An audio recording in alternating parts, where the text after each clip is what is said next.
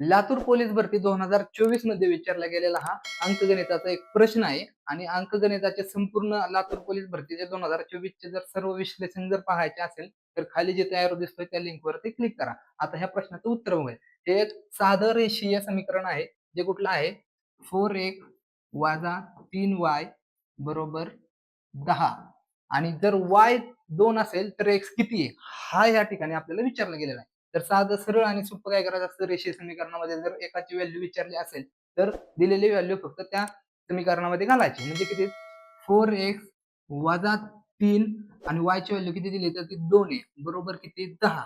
म्हणजे किती 4x - 6 बरोबर 10. म्हणजे -6 जर तिकडे गेलं तर ते किती येणार 16. म्हणजे 4x बरोबर किती येणार 16.